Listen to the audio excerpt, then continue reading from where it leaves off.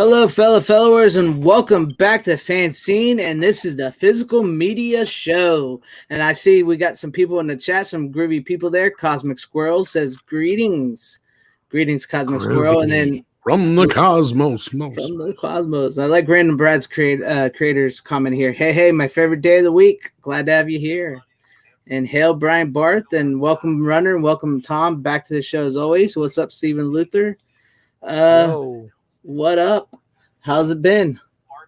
What's up, Stephen? I'm hearing like a delayed version of I think that was me for a second. Is it good now? Fucking boomer. Whatever. But yeah, how's everybody doing tonight? I'm doing all right. I had a lot of I picked up a movie today. Oh, really? Yeah, and it's not the one I posted on Twitter. I got that mail. I actually went to a mall. Well, I went to a comic shop first, and then after that I went to this mall nearby, and I looked around Best Buy. There was nothing in there. I wanted to get Best Buy, man. No, okay. I didn't get any luck for Best Buy this time, okay? So you see, I'm not perfect. All right, so then I went to Target, and the thing I was looking for was actually there. Not Best Buy. And what's up, Tyrell72? Welcome. Look at Runner going out there shopping. It's weird how that happens, you know? Yeah. Brian Barth says, got some Eddie Murphy movies. Man, Eddie Murphy used to be great. He did. I'm looking forward to getting Raw. 2 comes out on 4K next week. Yes, and I'm looking forward to get Raw on Blu-ray. Yeah. I'll probably pick that up next week because I have the first one on 4K. Yes, and I see everybody. Some people doing some Evil Dead. I'm getting that. Yeah. If I played games, I would definitely be one I'd play, but I sadly. Is it coming out for PS5? I do not know. Yeah, it is. It's coming PS5, all the Xbox, PS4. They need to come out with some reference quality games here, guys. I got a PS5 and ain't nothing I seen that made me feel like, oh, I got a new system. No, it all looks the same to me. No, it is coming on PS5. Yes. Hopefully they upgraded it a little bit and made it look good. And I want to see some of the advantages of a PS5. Yeah. Whatever happened to Eddie? How come you went from? Well, I mean, that happens. I guess. Money. Yeah. The money gets to you. He's kind of making a swing back. Yeah, a little bit. What's that, Runner? Chance to use it. No, I was saying to Tom, I still can't believe he got a PS5. That's the irony of it. I never got a chance to really use it. So, well, do you guys want to go over any news from this week? Yeah, there wasn't a whole lot of rumors or anything. Yeah. There was a few new announcements. We got, I think we brought up last week, $6 Million Man, but yes, just heard about the A-Team. I ain't flying with you in this helicopter no more. I pity the fool who don't pick up this Blu-ray. Will be amazing. Well, I did see the Red Sonja 4K steelbook. Yeah, I saw that too. There was that. I thought we brought that up last week. Maybe we didn't. Yeah, I think we brought up that it was coming, but they just released the image of the steelbook. Nice. Yeah. Hopefully, we can get an official announcement for Conan and Conan the Destroyer sooner than later. Then. Yeah, that would be nice. That's about it, wasn't it? Yeah, there's some things I wanted to gripe about, but other than that, I just got. Do you want to gripe a little bit? You want to go ahead and gripe a little bit. 3D. Yeah, Spider-Man No Way Home's coming to 3D in Australia. Oh, in Australia, okay. Yep. Other than that, there was I was kind of pissy because Warner Brothers announced they're doing anniversary steelbooks of Bonnie and Clyde and Deliverance, but I didn't hear shit about a 4K transfer. So I'm like, are you fucking kidding me? Because those are two movies that are screaming for one. Yeah, you would definitely think Bonnie and Clyde. And Bonnie and Clyde, both of them. Like I said, yeah, they definitely deserve it. And I'm just like, okay, that's lame. Other than that, we found out there was some issue with this title here. 12 Monkeys, unfortunately. It's from Arrow. I guess there's some similar issues for this as there was on the Hard Day's Night one from Criterion, where there's a couple of scenes that repeat. I haven't got a chance to check it out yet, so I can't tell you. I don't know. But so I guess they're going to be fixing it. They did address it already, so we'll find out about that soon. Other than that, it's been kind of a slow week. There's a lot of titles coming soon, but I don't think we've gotten too many announcements this week per se. Other than the other one that was, I guess, I've confirmed now, Texas Chainsaw Massacre 2. Yes, from Vinegar Syndrome. In 4K. In 4K. And on that note, Turbine also announced they're doing a standard cover of Texas Chainsaw, so those who missed out on the limited edition steelbooks can now get that version. I did that. Yes, I did. So I think I pre-ordered that or ordered it, whichever one. I don't know if it's out already or not, but yeah. Well, I was going to save this for one of my coming soon to Blu-ray or 4K videos, but for anybody that have missed out on the Ghoulies films, we might have some Ghoulies news. Oh yeah, I forgot about that. Yeah, so I ordered those too. Yes, I have the Shout Factory ones, but yeah. Yes, Umbrella is releasing Ghoulies 1 and 2 on their Umbrella, from Australia. However, according to Dawn of the Disc, he got a message from Diabolic DVD saying that he has some inside information on some Ghoulies US releases and to hold off on what he was going to release on his Twitter there. So maybe we'll be getting all the Ghoulies. I already movies. ordered them. Yeah, that's what I was just thinking that now that you fucking said that. Yes, so we may be getting Ghoulies Go to College and Ghoulies 1 and 2 and everything in the US here soon in some kind of Blu-ray. And the fourth one that nobody wants. Yes, and the fourth one that nobody wants. So there's some. I was going to say that, but I figured I better bring it up. Oh well, I'll review it then because I have the Scream Factory one or Shout Factory, whatever. Mm-hmm. And I don't think there's shit for special features on there. I think there's the Richard Band commentary, a couple trailers, and that's about it from my recollection. So that was one thing that really, the reason I jumped on this one right away is because it has some special features on it. I doubt the transfer is going to be any better or anything like that. Yeah. But if there's going to be a new release in the US too, damn it. Yeah, because I was going to buy the Umbrella version because I missed out on the Shout, and I was just figured, oh, well, there's my chance to get 1 and 2 again. And then per Diabolic and Dawn of the Disc, there might be some news on the US release Ghoulies front. So yeah, I can see Shout or Arrow doing something like that. Yeah, so that'd be pretty cool if we managed to get all of them at least. Yeah, well, at least the first 3 anyway. I mean, that was dumb, but yeah, but it'd be interesting. That fourth one doesn't even technically have any Ghoulies in it. Yeah, I know, it's weird. I still would just want to get a standalone version of Munchies. I don't even like the other Munchie thing. I don't mind Munchie so much. It's all right. Why they didn't throw in Munchie Returns too? That was kind of my head scratcher because you would think they'd do Munchie Returns. Yeah, get them all together and or do it that way. Do Munchies by itself and then yeah. Hello, the lovely Sherry. Welcome. Hello, Sherry. Actually, Munchies is worth having even if you don't like Munchie. Like, I know. It has the extended cut and everything on it too. Yeah, that's why I've been meaning to get that for a while. It's because I've been debating because I don't mind Munchies, but I'd rather just have Munchies. You know what I mean? It's basically the TV version mixed with the theatrical version is all it is. Well, that's cool. So because they don't have the theatrical cut on there. It's just that version. So that's interesting. Yeah, I'll probably pick that up. I've been meaning to. It looks good too for considering how cheap it was. Yeah. It was really a cheaply made movie, wasn't it? Yeah, I was kind of impressed by the Blu-ray. I'm like, damn, because I've had the DVD, which the DVD is shit. First of all, I think that's where I had last saw thing. I watched it on full screen and the sound only comes out of the left channel. Which is fine. I think it's mono anyway, but like you got to sit there and fuck with your shit to be able to. It's true. It's true. So it was a pain in the ass to watch back in the day. I actually made a new file out of it and just monetize the music, the audio, so I could not have to fuck with shit all the time.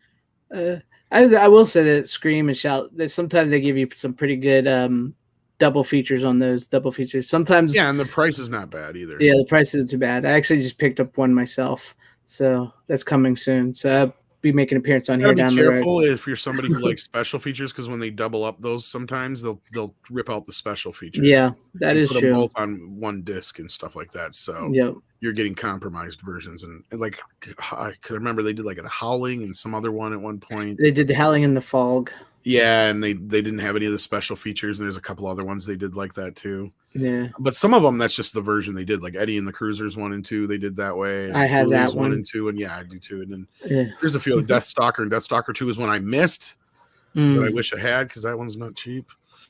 And it's not worth paying the kind of price somebody wants for it. I know when those titles go OOP, man, it's just like, I really want that, but I ain't paying $300 for that. Fuck that. Yeah. And then what happens then is you end up paying that much, or paying half that much just to find a decent one, and then fucking they come re-release it anyway. Yeah. That happens to me so many times now. It's like the moment you break down, you're like, okay, I've been really wanting this. Fine, I'll get it. Next day, hey, guess what? We're getting on a 4K or a new Blu-ray. Right. I know. It's crazy. Speaking of, what do we got to talk about? Yes, tonight? let's start with Runner tonight, and welcome HVP. What you got, All right. Runner? First pick of the night. Let's go. Yeah. I got you. All right, so the first pick, it's probably on Tom's pile too. Is Yeah, Escape from New York. I think I kind of accidentally showed some of it, but you got the same set I did, which is cool, right? Or did Except you for get the I didn't get the one with the pins. No pins? Oh, okay. Yeah, The pins are actually pretty bitchin'. Actually, I'll show that.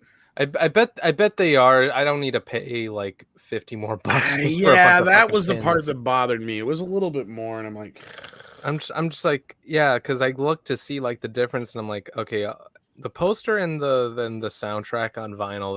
That's really all I need. I'm gonna be honest. Those are bitching. Yeah, they're that's a pretty little cool. bigger than I thought they would be too. Yeah. Of course, but yeah, and just to be clear, it's not the whole soundtrack on vinyl, kids. It's I mean, I could tell it's just just like the little Halloween set. Yeah, it's a little baby. And these are re-recordings with Cody. Oh yeah, with the sun. Yep. Yeah. Yeah.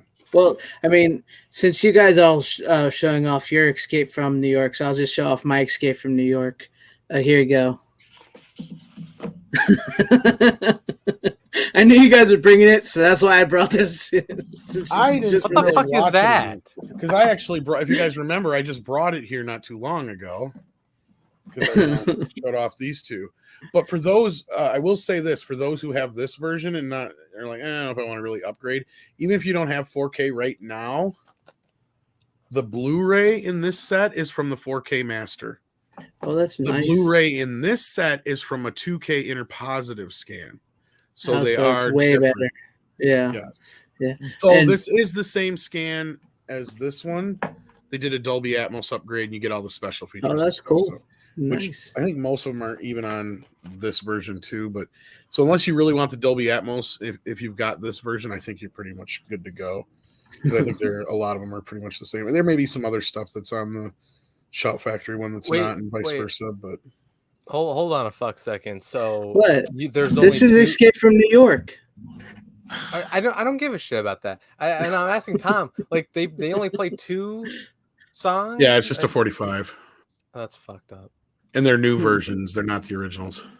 No, that's fine. I've heard the new versions because it comes from the.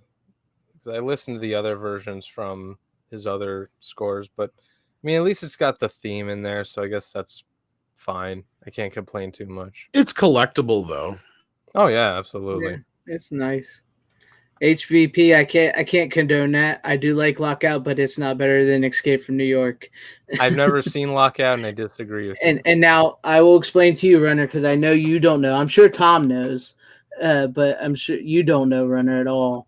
Okay, About this movie Lockout? Lockout, yes. Yeah, This movie Lockout. The plot of this movie is the president's daughter gets kidnapped in a space prison, so they hire this man who is essentially Snake Plissken to rescue her from this space prison. John Carpenter sued the filmmakers of this movie, the Luc Besson, the for the company, everything, and one for copyright infringement in the European court. So he said this movie was identical to Escape from New York and Escape from L.A. And according to a European court, they agreed with him, and what he says won. you, Greg? The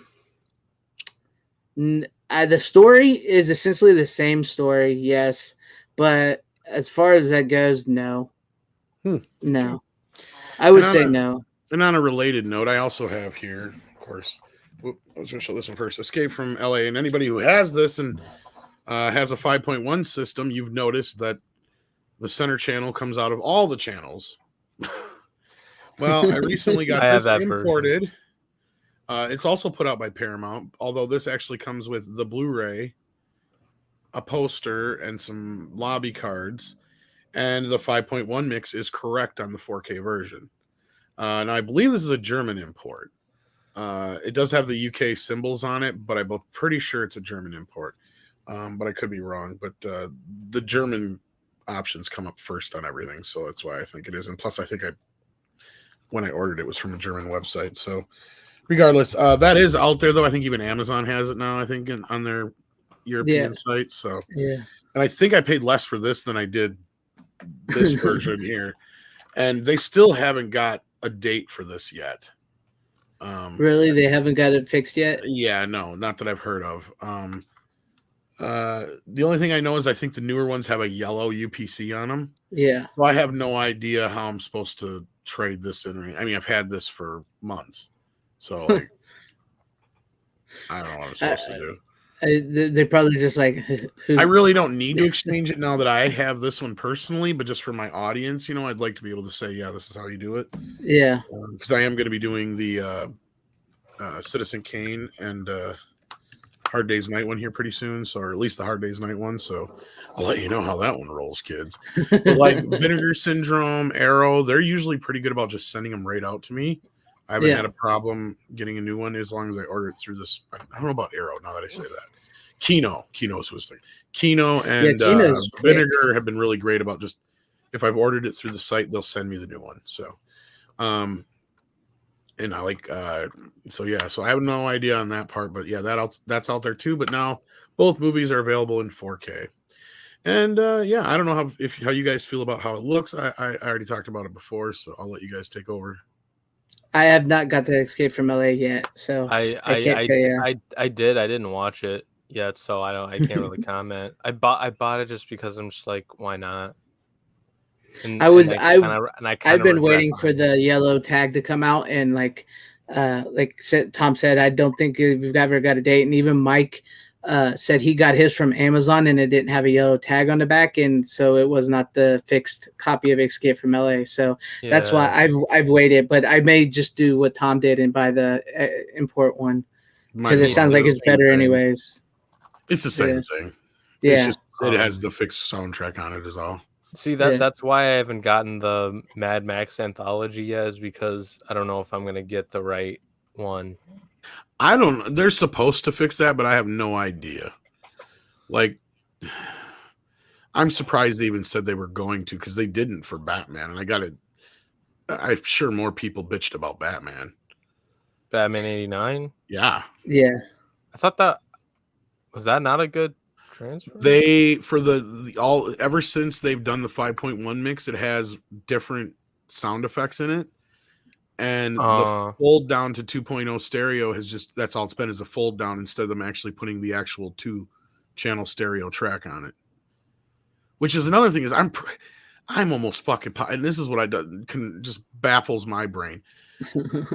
There has got to be, and I don't know how Warner would have lost these, for the 70 millimeter print releases of both of those films, they had to have had 6-track digital sound, or at least 4-track. So like, for Superman the movie and that, I don't understand why there's not a 5.1 mix. Yeah, why don't they have that on there? I mean, there is for Superman the movie, but it's a same thing as the Batman one. It's new sound effects from the Warner library, and not the actual sound effects. Yeah, I mean, some of them are the same, but it's not all of them. Like the gunshots, for instance, in Batman are different, and some other shit. It's like stuff, if you haven't seen the movie a million times, you wouldn't notice. But some of us who grew up with these movies on VHS, I mean, you hear this stuff and it's like music. So when you hear a different sound effect, like Star Wars is a great example too. People notice that shit right away. Sean, you might notice, because I mean, if you've seen the movie a million times on VHS and you watch the Blu-ray now, even the standard Blu-ray, you can tell it's a different soundtrack. The gunshots and some other things sound different. I mean, the music and all that kind of stuff is the same. I notice a little different when I watch the Blu-ray of the Batman compared to the old VHS. I did notice some differences. It's mostly just random sound effects and atmospheric shit that necessarily wasn't there, or they needed because they didn't have the original sound effect to put in there. But yeah. So that's interesting. It's a minor thing that people bitched about, and they didn't do nothing about it. So I was surprised they even cared for the Mad Max. That's why me too. When I heard that they were actually going to fix it, I was like, I'm surprised their answer was and. And that's why I haven't worried about it. I'm only going to watch those two in the Dolby Atmos mix anyway, because that Dolby Atmos mix on fucking Road Warriors, fucking amazing.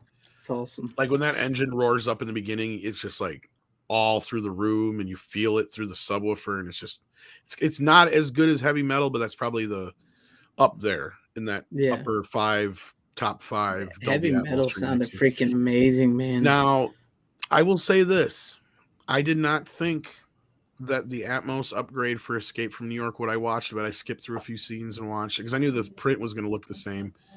The Atmos mix didn't sound any different on my system than the 5.1. In fact, the 2-channel one was pretty damn good. It was similar-ish enough to where I didn't even notice for a bit I was watching it on the 2.0 mix. I thought I was watching it on the 5.1. I'm like, oh shit, and I jumped again because I just to hear the differences. And the way my system processed the 5.1 mix into Atmos was almost identical to what they did with the Atmos mix. Really? So I wasn't as impressed. Yeah. I mean, now, granted, I didn't watch the whole movie. There might be some more scenes where some Atmos effects are, because there's a lot of helicopters and things in that movie to where, but the one helicopter scene, I didn't notice any difference. And some of the other stuff, I just, I didn't feel like it. If I really had to do it over again, I don't know if I would have bought this box set since I already own that other one already. Interesting. Because I already have all the special features on the shout release. See, that's why I held off on that one myself, because I still have the shout release of Escape from LA still in the plastic. I only keep it for the special features. That's the only way I got it, because they're not on the Paramount disc. Yeah. I want to pick it up, but I had, like you said, I have the Blu-ray, and I was really wanting to get Life Force because I never owned Life Force, so that's why I'm waiting on my Life Force one. But yeah, so I'll have to think about that. Maybe I'll just buy the other one. We'll see. But it's interesting. Yeah, and I think that 5.1 mix for Batman was done back for the original DVD back in the day. So I think all the mixes have been the same all the way through, is my point. They did do a Dolby Atmos upgrade for the newer one, but I didn't notice much difference between that and the 5.1 mix. Cool. So, but yeah. I guess would that be me now? Since I guess I killed two. We both killed one, I guess. So yeah, sort of. You killed one too. Yeah. So it goes back to me, right? Because I knew you guys was bringing it on. Well, I didn't know if you knew about this. I don't know how we handle that. Yeah, that's a good question. We could go back to you, Runner, if you want. We'll just go with Runner, Tom, and me. We'll just finish out the night like that if you want to. And I'll try and reassess the Atmos, Victor. And I haven't watched They Live, and I have that one as well in both versions. Yeah, I know the Prince of Darkness sounded really, really good. I don't have They Live. I have the regular. I watched Prince of Darkness in 4K. It sounded pretty good. I don't think I've watched. I have the Studio Canal. That's the only one I didn't rebuy yet. Because I did get They Live, because I believe, Victor, you had said it one night that the Atmos mix was really good, so I broke down and bought it. Yeah. I know the Atmos on Prince of Darkness because I watched that. I got that one on 4K. It's amazing. But I still had the Scream Factory They Live Blu-ray. I didn't upgrade yet. So. Yeah, I have They Live on 4K. What else? I have Halloween on 4K, but I think everyone else on the channel does. I watched a little bit of Halloween on 4K. It looked pretty. That's another one the Atmos mix didn't really blow me away on. I mean, decent, but I mean, it was not much different than the 5.1 again. The Halloween theme in the very start was loud as shit. Depending on which version you're listening to, yeah. I was listening to the 4K. No, I know, but it has like the mono track, the original 5.1 mix, the Atmos version, yeah.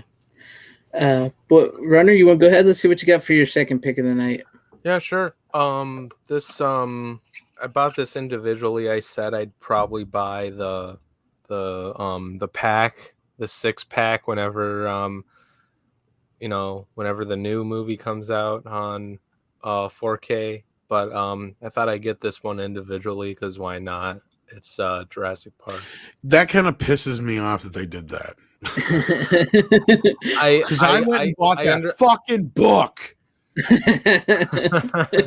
I understand where you're coming from, and this was that one thing where I was looking at Best Buy to see if they had this, but I ended up going to Target and then they had this. So yeah, and to double the piss off, they have to do a really cool looking slipcover with the original logos on each one. Oh yeah, dude, this whole thing fucking jerk offs.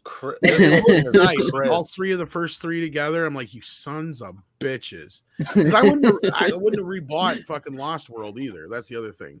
Like, I already have it on 3D, and I'm never going to watch it in 4K because it's not even a true 4K movie. But anyway, sorry, Runner, go ahead. No, yeah, like. Yeah, this slipcover is super, super nice. Yeah, it is nice. I saw those. How much did you pay for it? $20. Oh, see, that would have killed me too because I only paid like 45 or 50 for the or 20.99, I guess. Still, that's yeah. See, because I got all 4 of those films for like I said, $40 or $50 in that book, and it has the Blu-ray, DVD or the Blu-ray and 4K and all that business. So. Cause I'm thinking about getting like all the 6 films possibly. Depends. Actually, Sean, I have the 3D version and I've watched it in 3D a couple times. It's all right. It's not the best conversion. It's okay. I still have them all on Blu-ray except for the new Jurassic World ones. I have them on 4K. Only 2 of them are in true 4K. Yeah, that's what I heard. Only the first one and third one for some fucking reason. The second one isn't. I don't know why. It's a 2K up convert, and of course Jurassic World is. I'm not sure about the second Lost World or Jurassic World. I mean, Fallen Kingdom. Yeah, that might be a 4K from beginning to end. I'd have to look. But that movie's fucking horrible. That's all. I know. I watched it. Yeah, I bought it, and I watched it one time. I haven't watched it since, so I don't quite remember what the 4K looked like. I'll be honest. I remember enjoying Fallen Kingdom for how bad it was the first time I saw it. If it wasn't a Jurassic Park movie, I would have to, Runner. Like, if this was just some random movie that somebody presented to me as some crazy ass movie where crazy rich fuckers were buying dinosaurs in a fucking mansion, and you got some like weird like mixed dino kid or some shit like that. That would have been like some wacky. Like I've been like, this is some Harvey Korman shit going on here. Yeah. But like, no, it's a Jurassic Park movie, and I'm supposed to take this shit fucking seriously, and it was just so fucking bad. It was. It was not. So then I and I actually like Jurassic World for as much as it was what it was. It was all right. Bad, I liked it. Jurassic World was more of a safer version of The Force Awakens. Yes, I agree with you on that. It's a better Force Awakens, I'll say that. In a way, yes, but I was pissed with it because the trailers made it look like we were going to actually finally get like Westworld Jurassic Park. Yeah. Like, because the first movie, there's only 6-7 people in the fucking park.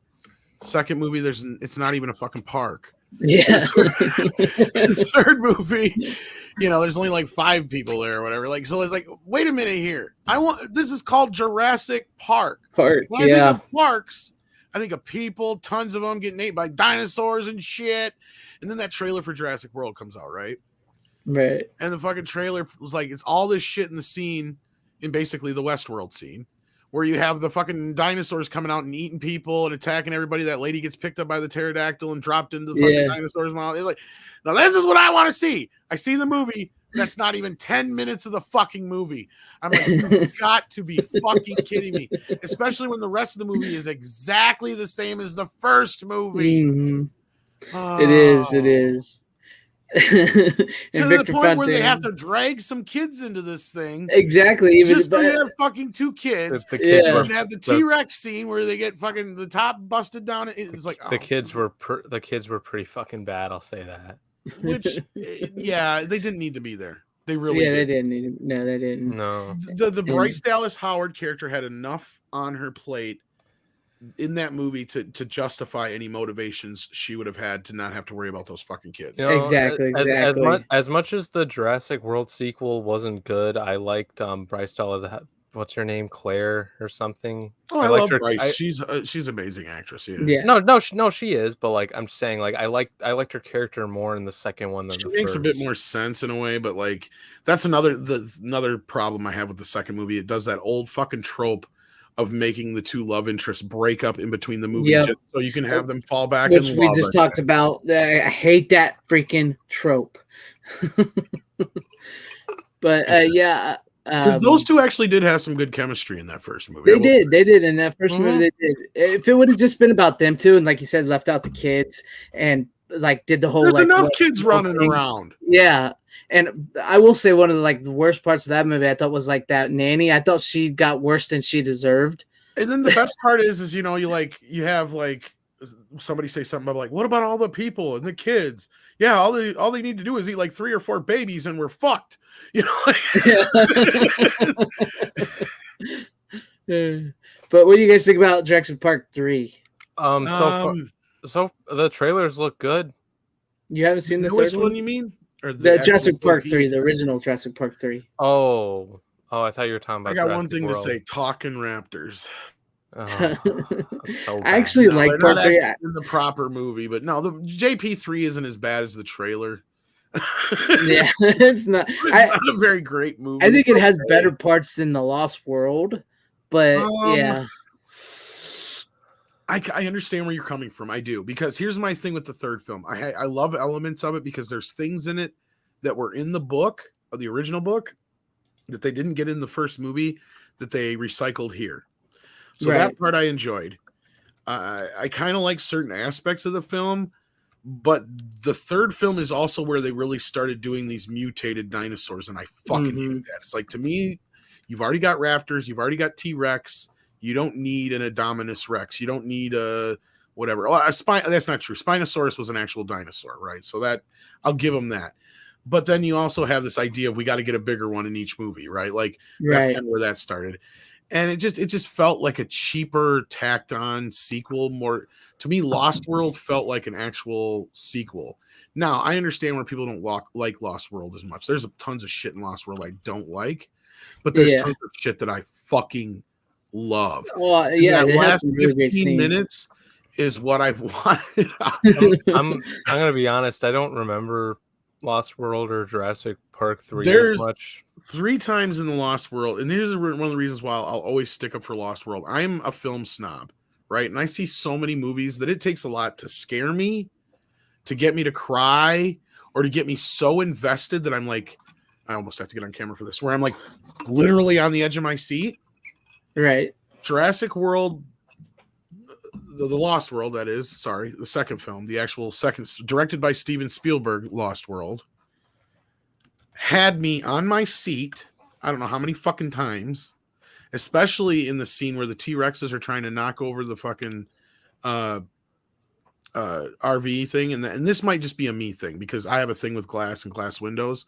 And when she lands on that fucking window and it cracks, I jumped out of my fucking seat. I have not had a movie, and I've seen movies like you wouldn't fucking believe.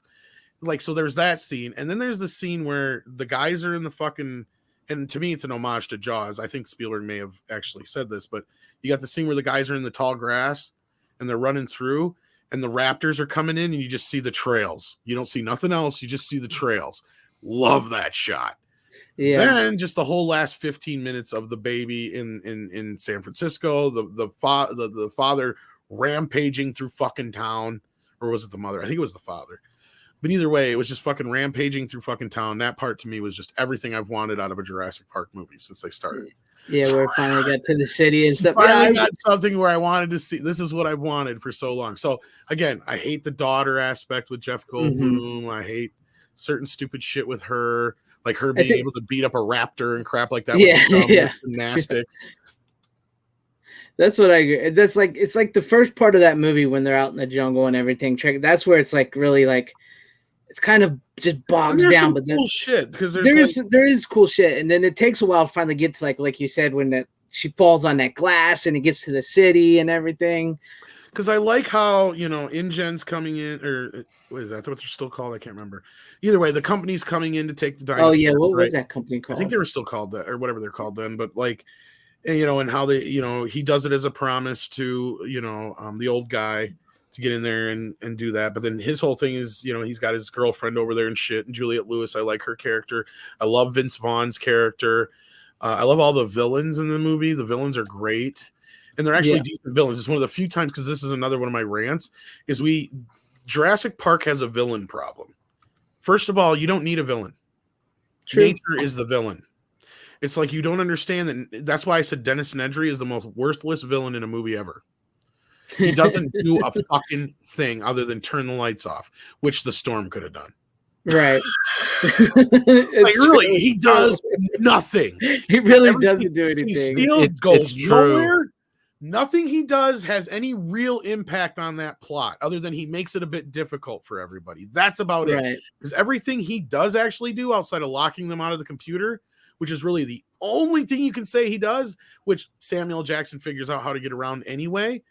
All that shit could have been done and dealt with without Dennis Nedry being there, just the Storm knocking out the power. All you got to do is have Samuel Jackson say, we can reboot the systems, but we got to go down there and we got to do it. And you can just say it's the system.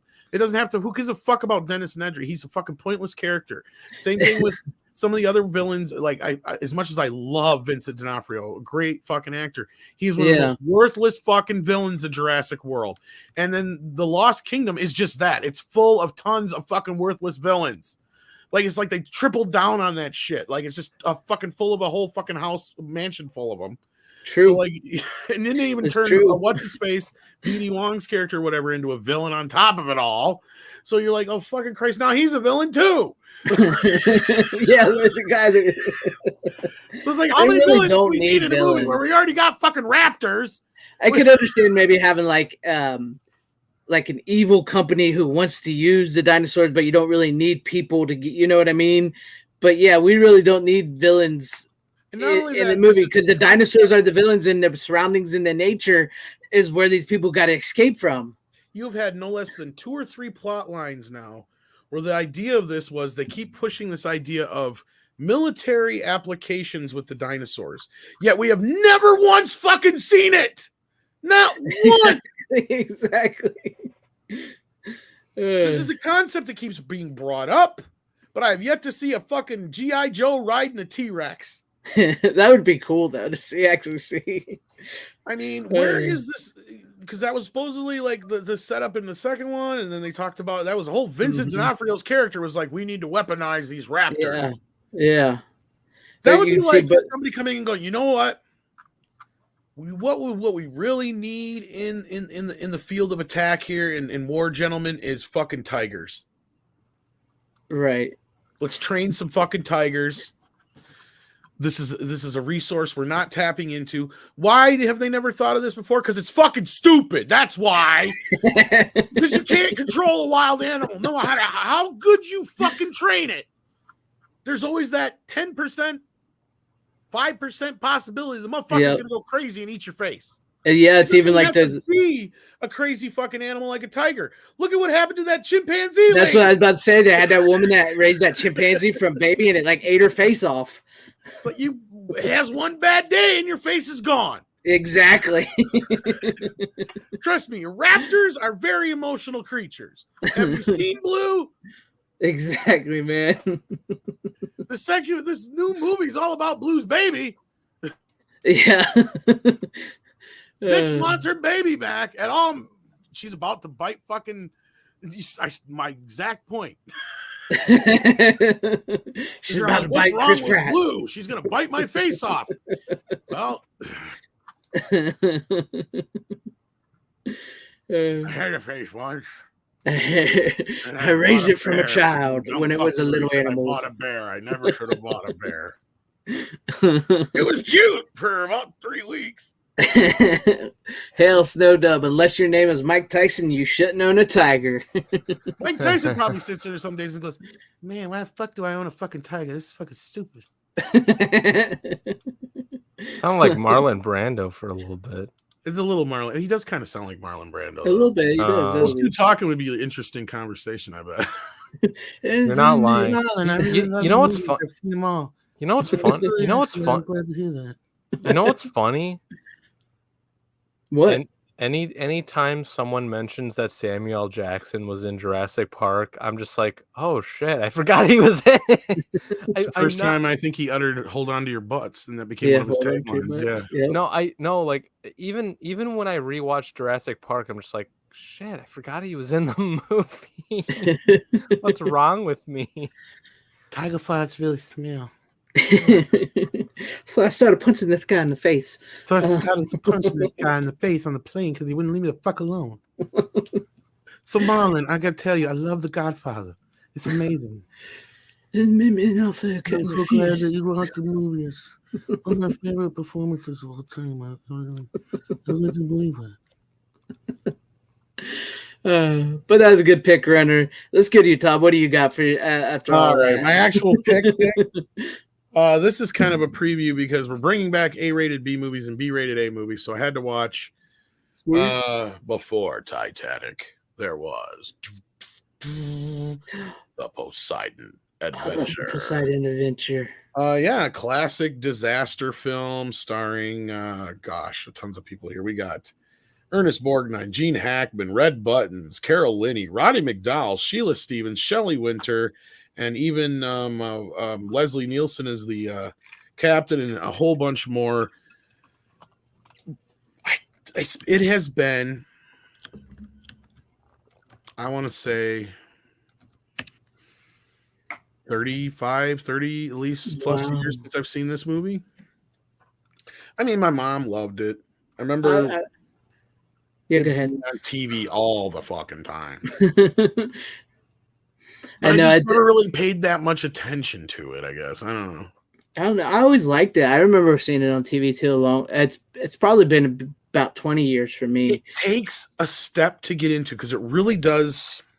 It's not your typical 70s movie, but yet it is at the same time. I don't know if you're going to get what I'm saying here, but hear me out. I get you.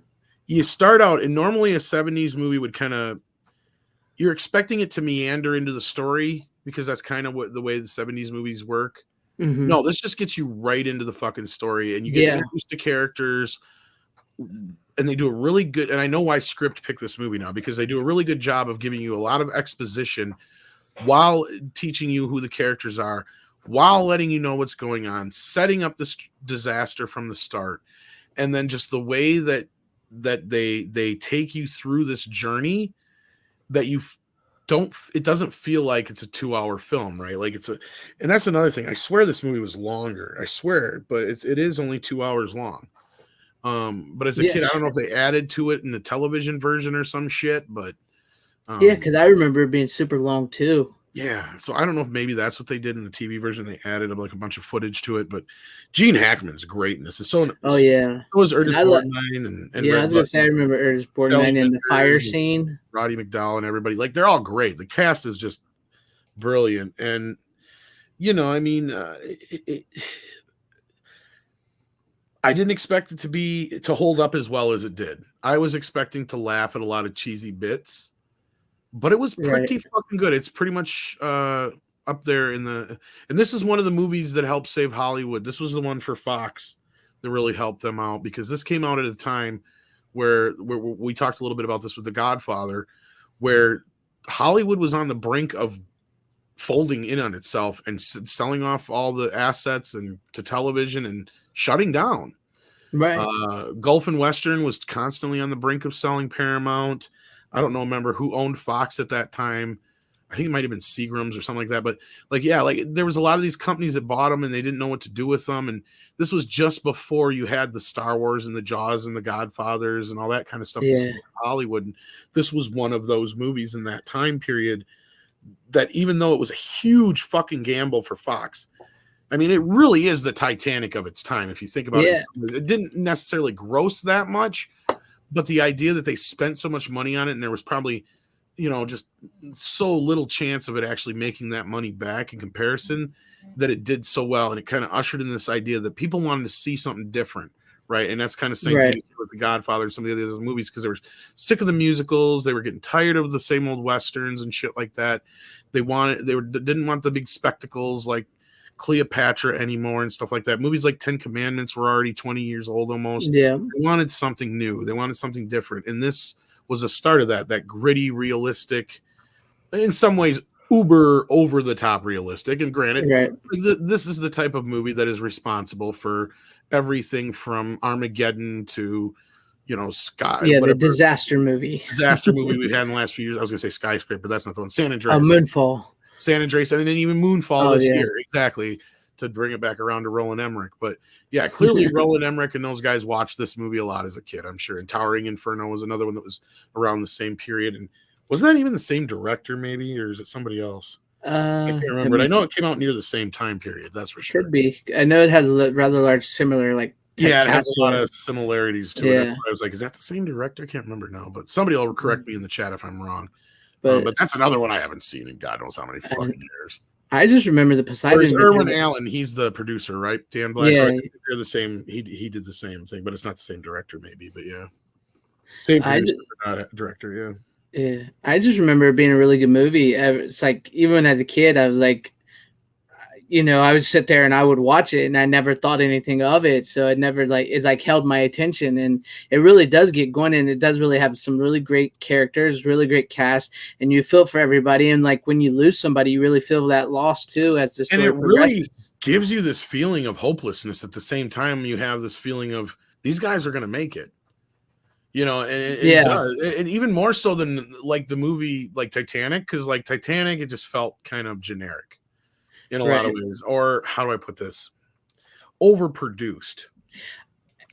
Like this movie, you actually kind of feel some of the tension that's there, because you realize that like there's this very claustrophobic feeling to the film that they do very well considering how big it is.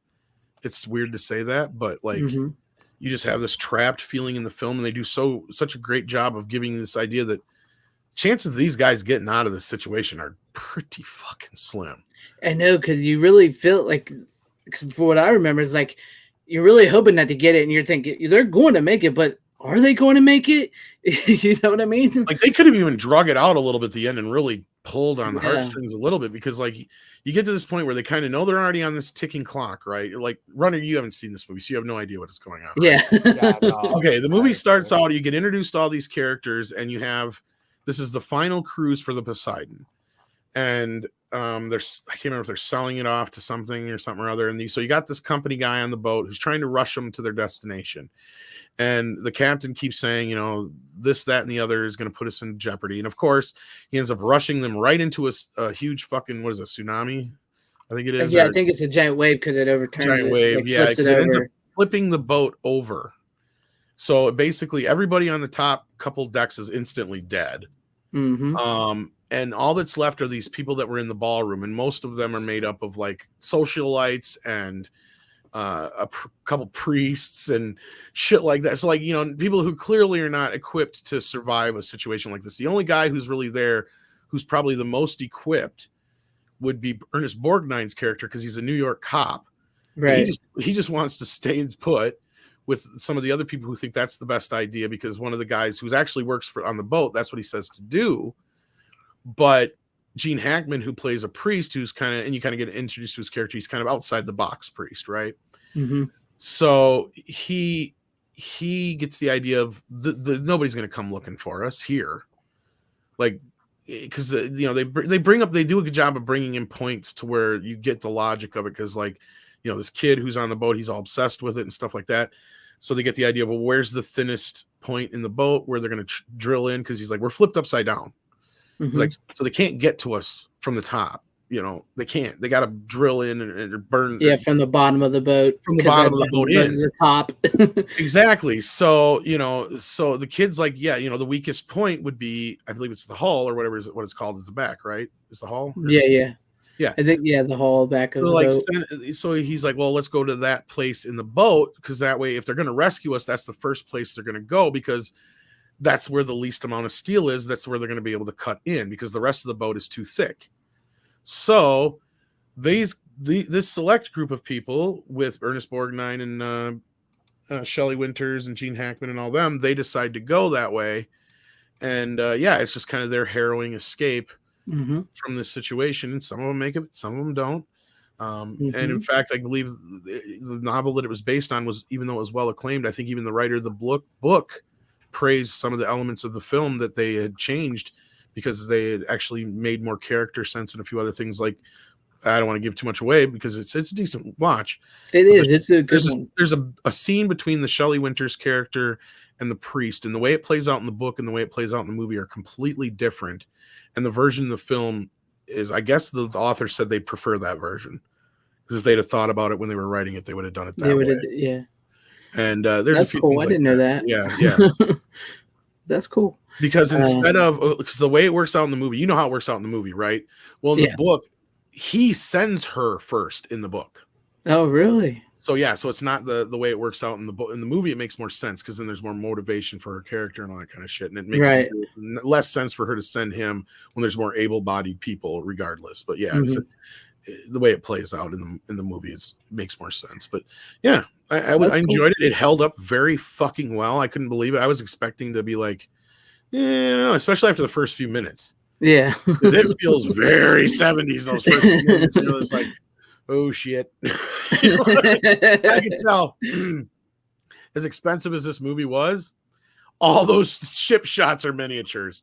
So I'm sitting there going, oh fuck. This is gonna be one of those movies where I can tell everything's fake and everything's this and everything's that. It's a set and it's this and that. They did a great fucking job of creating the sense that you're in this boat that flipped upside down. Once you get past that outside view of shit and the shots of the miniature flipped over, those look good. But when the ships because that's one of the hardest, there's two of the hardest things to make work with scale are water and fire.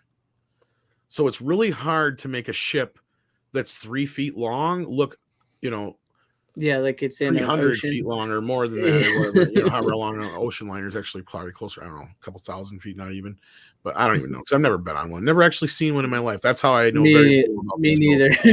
Why I sound like a complete ignoramus when it comes to these things. I don't know. The biggest boat I've ever been in, it was a fucking canoe or a fucking it's like out of bass boat lake. maybe, but maybe a speedboat at some point in my life, but that's about it. Fishing boats mainly. So I've never been on very big boats.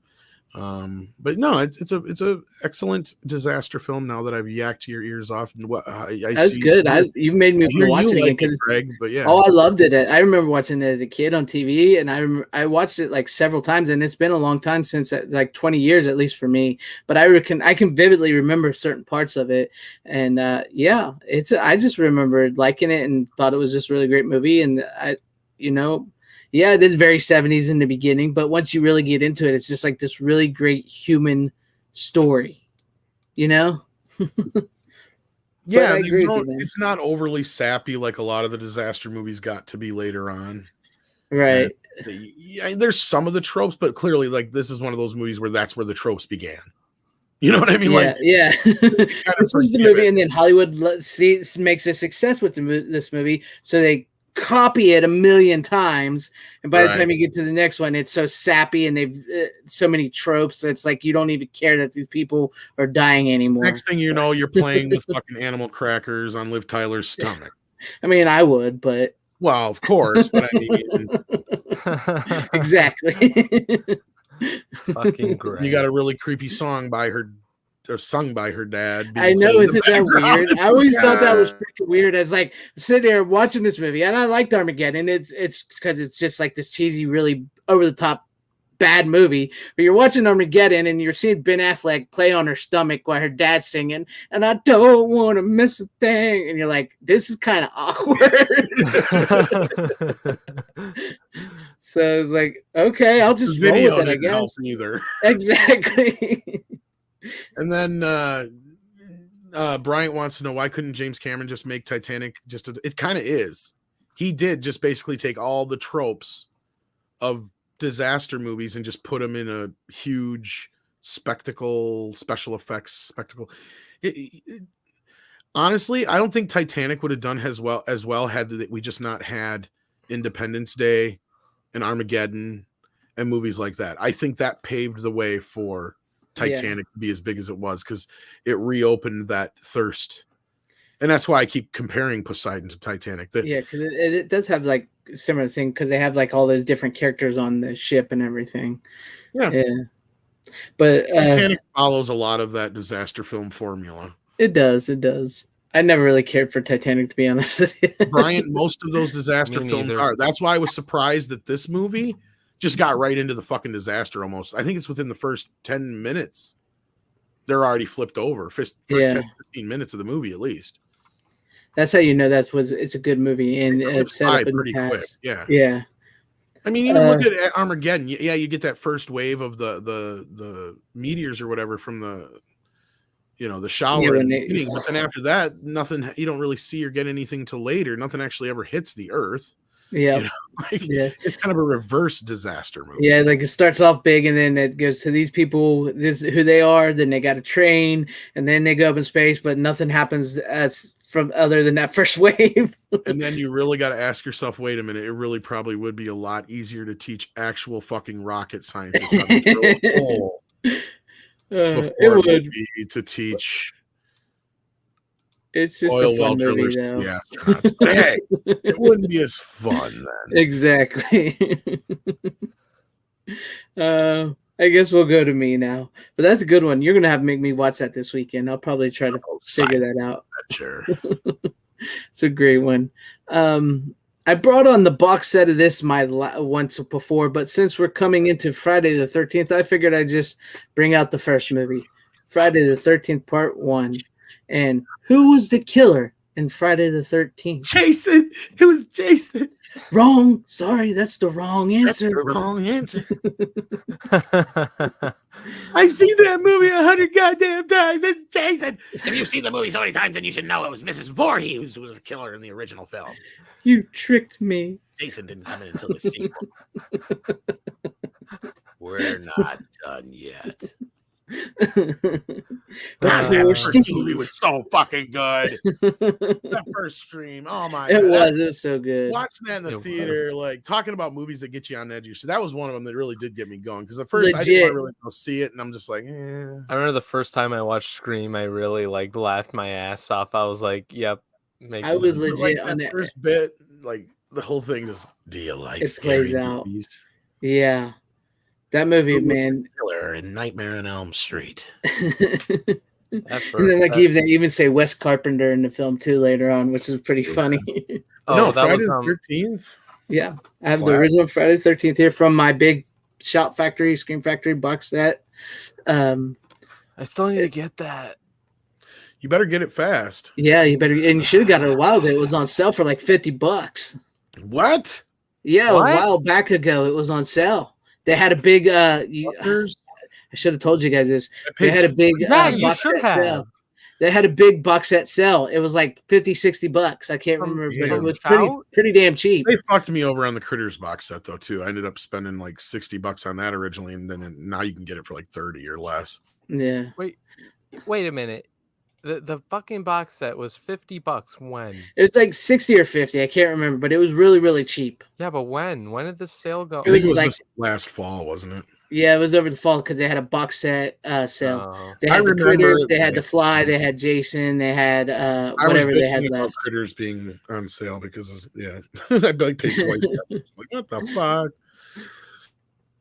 No, but Friday it's a classic, man, and it's the only versions right there. It's the only Friday the 13th I've seen.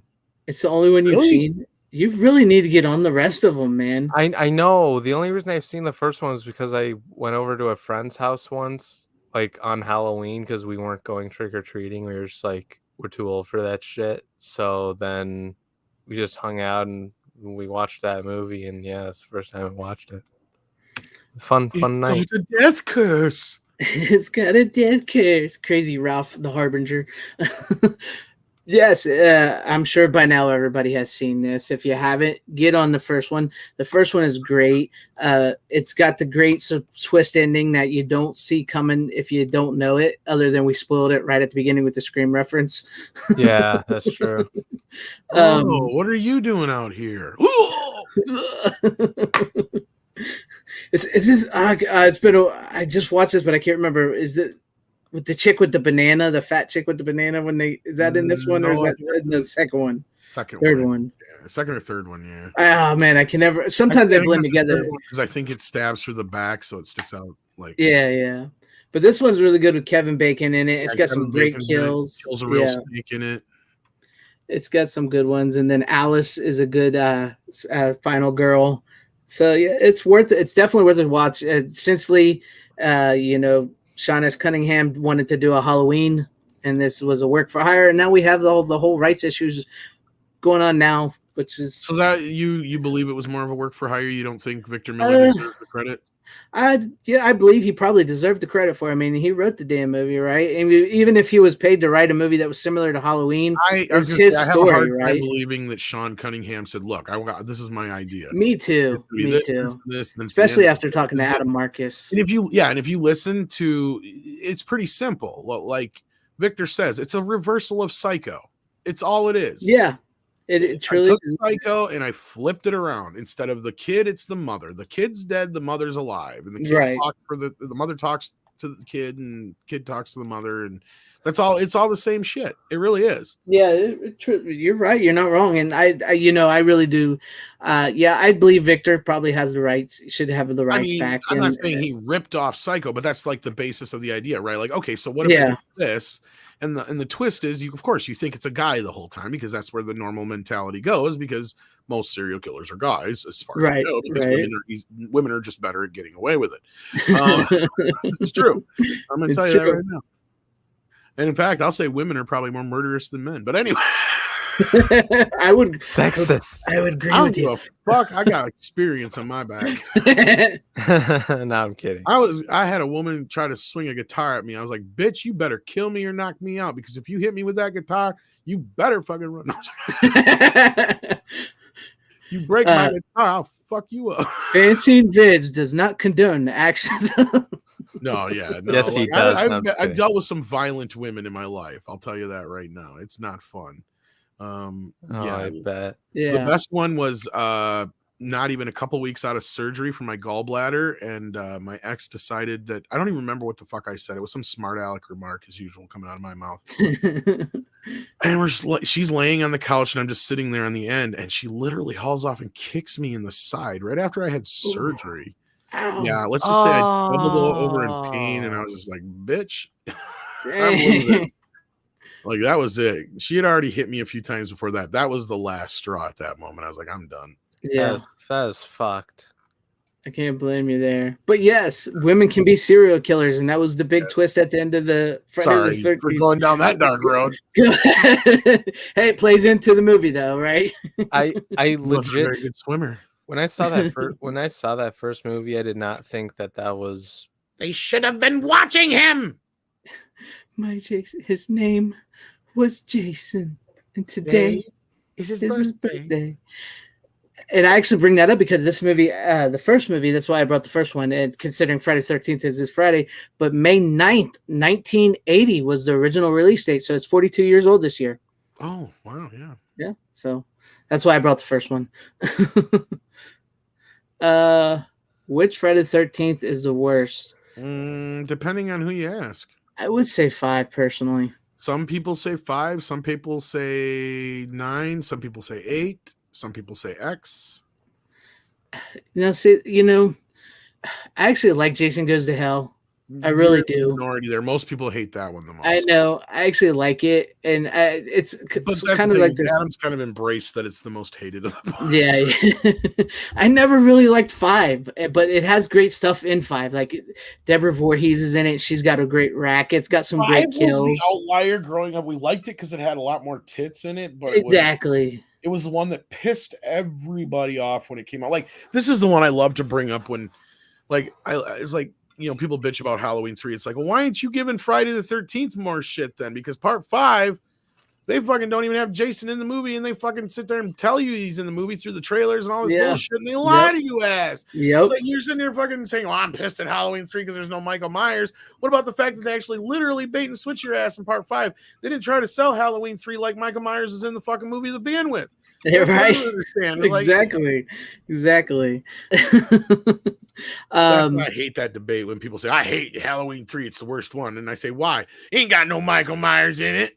Exactly. And part 3 is actually really good. And part 5, even though I say it's the worst, it's still I still watch it. Just because I say it's worse doesn't mean it's not a good movie to watch. You know what I mean? It has the Jar Jar Binks of fucking horror scream queens in it, though. Yeah, it does. It does.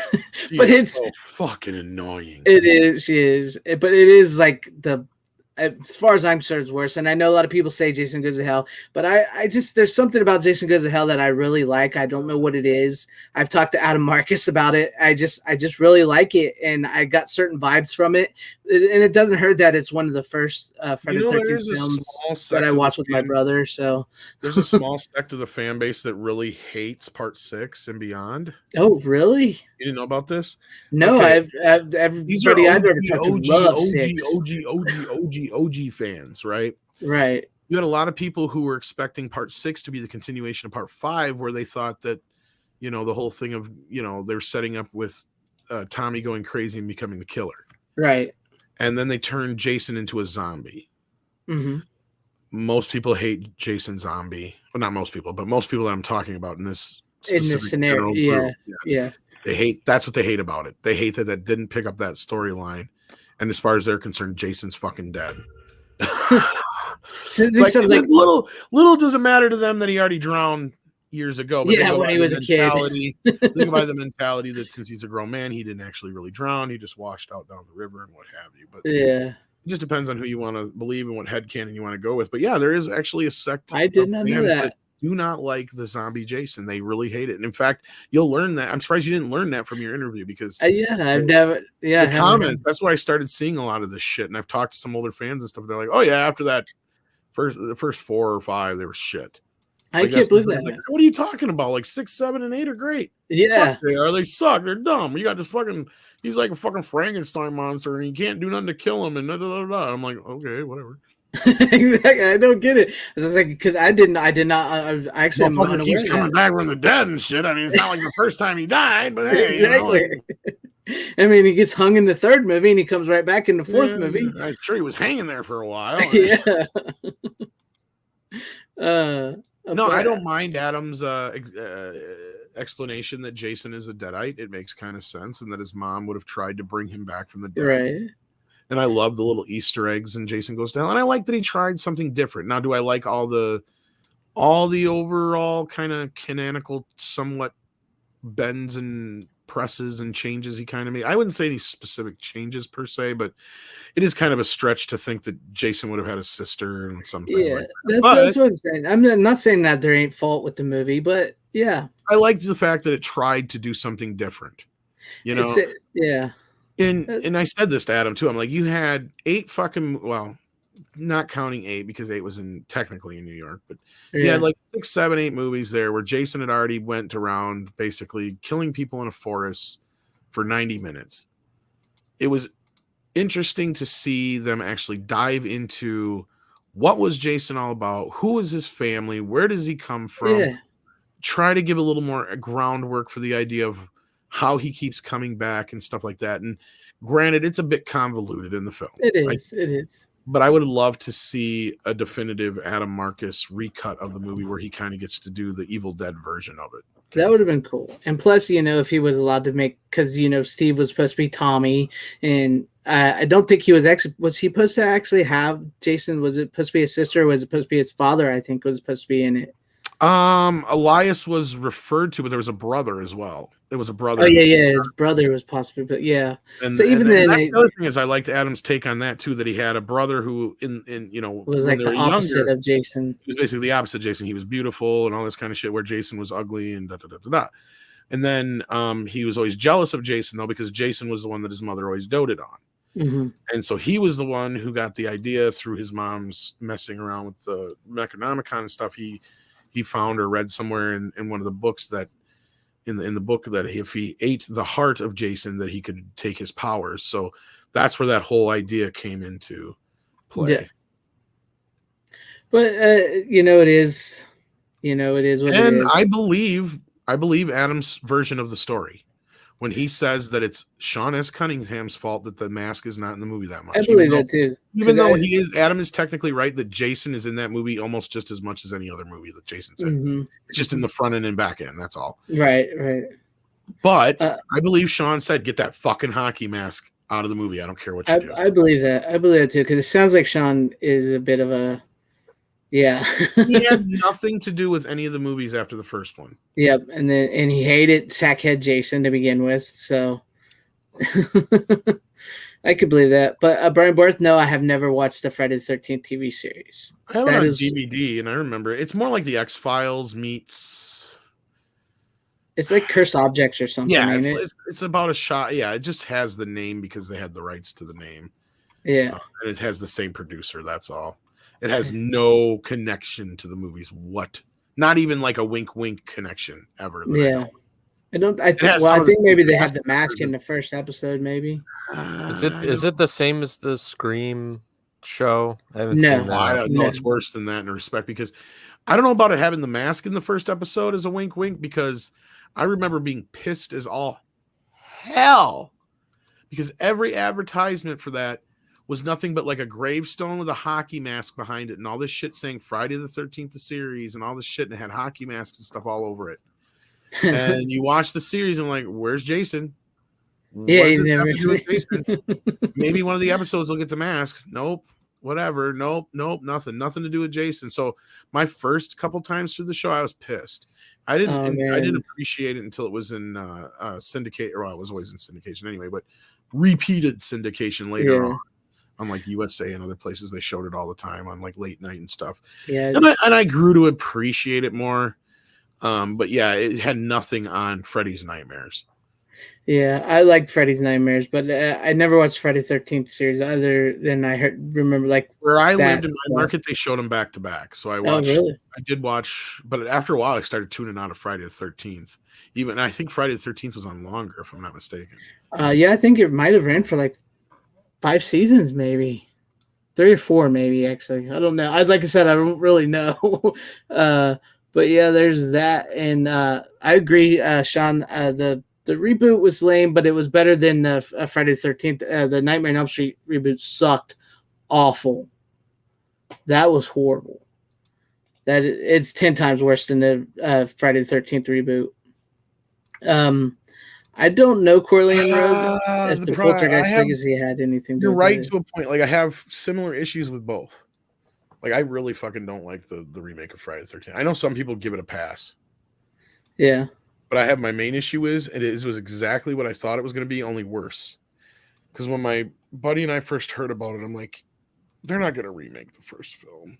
He's like, what do you mean? I'm like, there ain't no fucking way you're making a Friday the 13th movie without Jason. I said, I'm willing to bet you $50 that the first teaser poster for that movie is nothing but a hockey mask with a black background. And sure as fucking snow, the first goddamn teaser poster was nothing but a hockey mask and a black background with the number 13 underneath it. So I was pretty fucking close. And I said, you watch, they're going to cram the first 3 movies or 2 or 3 movies into this movie. And that's what they did, basically. And not only did they do that, they decided that at some point they must have drifted off and watched Texas Chainsaw Massacre and forgot they were supposed to be making a fucking Friday the 13th movie, because last time I checked, Jason don't take fucking prisoners and have an underground fucking lair. It's true. I'm like, what? When did I get to Texas Chainsaw Massacre 2? Like But that's what I felt like watching that movie. I'm like, all right, yeah, this is kind of a so-so remake of the first couple movies. Yeah, I didn't like how the mask came in, but yeah, okay. Next thing I know, I'm like, wait, why has he got a fucking layer underground? What the fuck is this? Why is she tied up? What the fuck? Jason don't take prisoners. Jason has never once taken a prisoner. I think they were trying to play off of from part 2 when she puts on the. They went too far with it. Yeah, That they did lasts go. for I agree. 2 They went too fucking far. I seconds. mean, Jason's dumb, but he ain't that dumb. exactly. I do think they went too far, but I think that's what they were trying to do. Except they just went too far in a wrong direction. Jason's hobbit holes. Jason's hobbit holes. I love that. I mean, some of the things were cool. I like the bear trap idea. I like some of the other stuff. Like, yeah, Jason would probably do. I like how they made him a little bit more aggressive. Yeah, right. But I liked it. It wasn't bad. It's not the best of the movies. I thought it was 100 times better than the Nightmare on Elm Street reboot. I'm not going to disagree with you there, although I will give Nightmare on Elm Street this. There was a point where it almost sucked me in because I'm like, oh my God, are they really going to try and do something different here? Yeah, with the whole, is he or is he not the killer? Like, yeah, I'm like, that would be an interesting twist. And it goes out the window. We just wasted an hour of the movie on nothing. Yep. Just to have an ending that was just like the original. And, to be honest, the Friday the 13th reboot had something that kept my attention, as I've talked about before. It had some really great boobs in that movie. But yeah, I agree with you, man. Jason's Hobbit Hole, I still love that. They did go a little too far in one direction.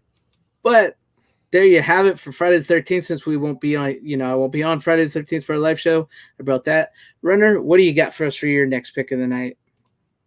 All right, my next pick is it's an indie sci-fi film on 4K. I actually watched this in my biology class back in high school, and it is Gattaca.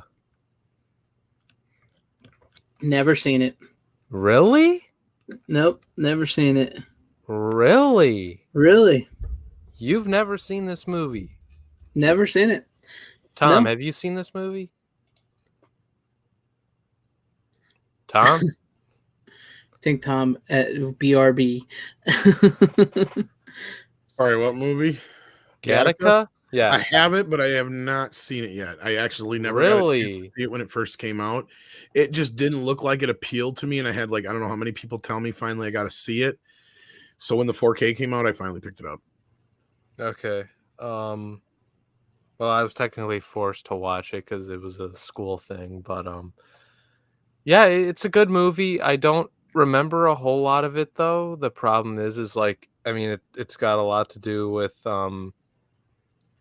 what do you call it? DNA and shit. It's got a lot to do with that. I gotta rewatch it though. It's a good movie, really good cast. I've never seen that. I don't even know who's in it. Who's in it? Who's in? Oh, this?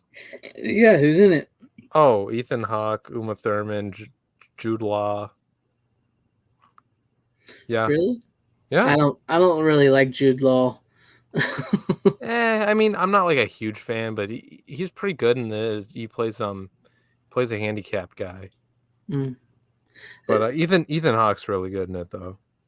Ethan Hawke's a pretty good actor. He's pretty good, but he also dumped Uma Thurman. So yeah, I know. That's true. Yes, it's true.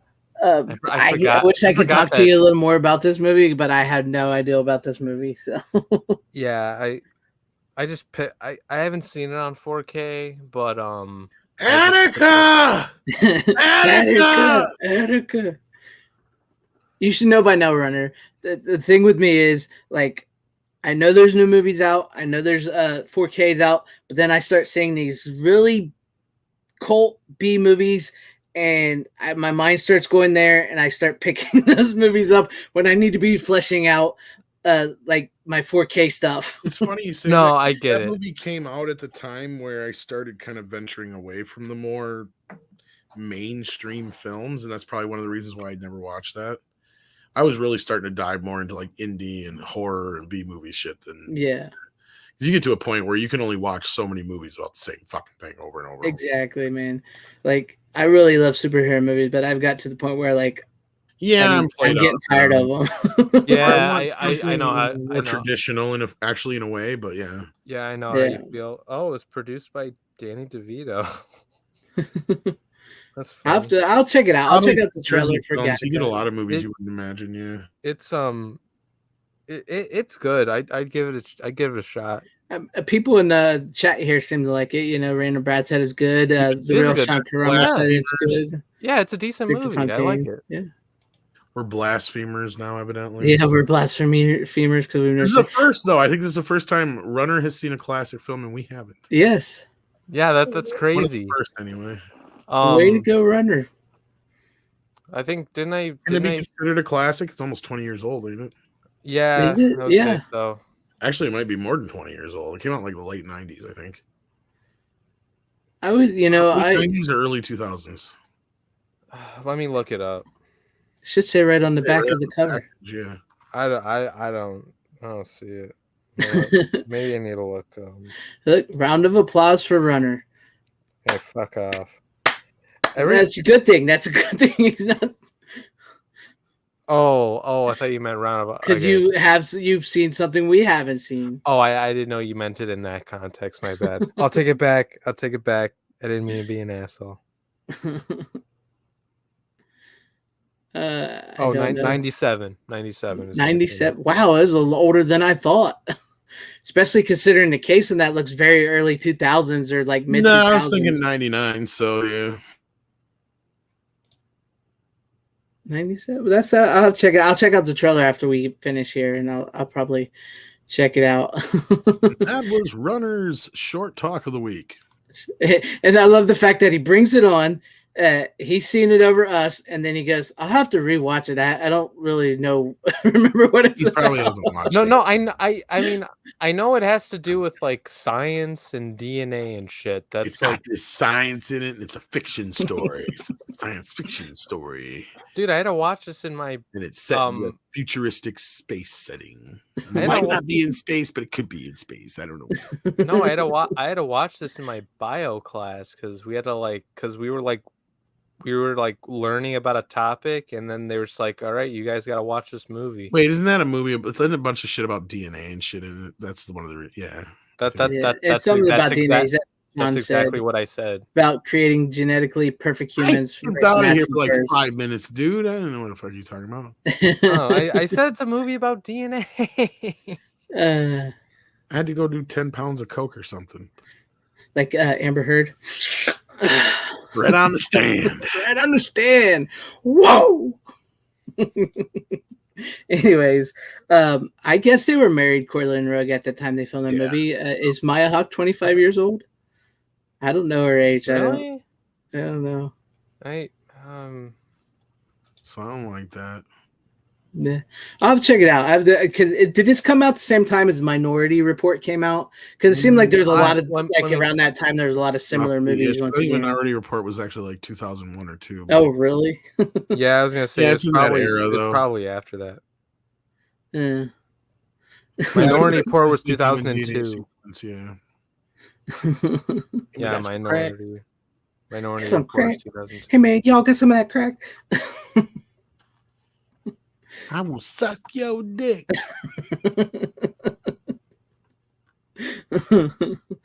All right. There we go. Can we get the DNA strand from Jurassic Park to explain Gattaca to us all? Hello, I'm a DNA strand. You know, just watch the movie. It's interesting. I've only seen it once. I will. I do have it. Sounds like everyone sounds tired or drunk.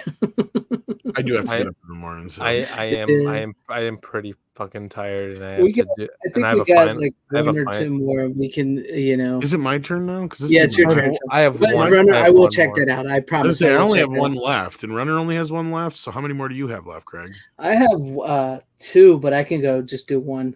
Why don't you go then? Because since we only have 2 left, I only have one left. You only got one left, Runner? Yeah, I have one. Yeah, left. So I think it's your turn then. That was my turn. All right, well, I'll go. I don't know. Maybe we skipped over me at some. I don't fucking know. It happens. I only got one left. Okay, so this is one of my Kino Lorber. I haven't turned on the camera yet, but I will. This is one of my Kino Lorber picks, and I just watched this. I had never seen this before, and I think I found the perfect combination of 80s slasher meets spring break sex comedy meets Italian horror. And that would be Nightmare Beach with John Saxon. Yes, if you've not seen this, it is cheesy. It's full of bad acting. It's essentially set up, like I said, just like a spring break teen sex comedy about these kids. They go down to Florida for spring break. There's like you would think it's a comedy, then all of a sudden this biker gang's leader gets executed for murder, and he threatens to come back to life to kill everybody. And then this guy in this motorcycle wearing this helmet and everything with the electric chair on the back of his motorcycle starts killing people, starts killing spring breakers. And that's the movie. So if you've not seen this one, I'd say give it a watch. And John Saxon's in it, so that's like the only really big star in the movie. But yeah, there you go. Cool. And I say Italian horror because it was directed by Umberto Lenzi, who was a big Italian horror guy. Ubuntu what now? And Umberto Lenzi. Umberto Lenzi, okay. Yeah. And he sort of has like a bit of an Alan Smithy with this film, and I'm sure Runner has no idea what Alan Smithy means.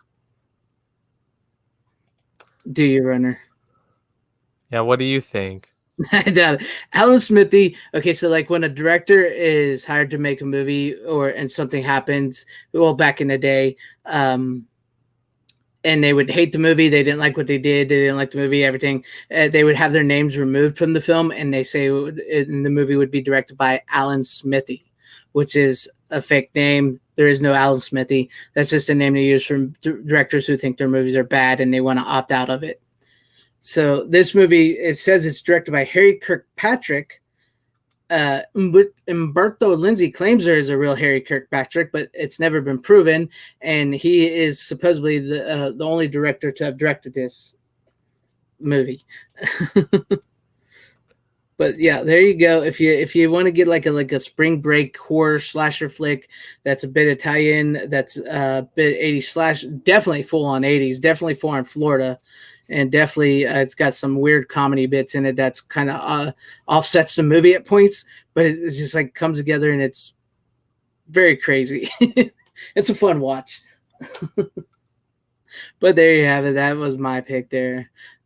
Yeah, John Saxon did do some cannibal movies too. It might have even been with the same director there, Corleone Rogue. Yes, there's a few different fake names that directors have used once they want their movie names removed. But there you go. That was I only have one or two more Kino Lorbers left that I'm going to be sharing down the line from the cell I had, but there you go. I like that. They used to name him Night Shyamalan. This is That's funny. That's funny. That's really good. I did not see that coming. Oh, Corleone Rogue. Yeah, the director Umberto. Yeah, he did, and John Saxon is in some of his cannibal movies, but I don't really care for cannibal movies. But there you go. If you have not seen that, guys, I recommend that one. That's pretty decent. It's pretty funny, bad, cheesy 80s horror movie. It's a good one. But Tom, you want to go ahead and show yours? Yeah, I got one last movie, and it's a Shout Select. Oh. Sorry, my headphones just fell out there.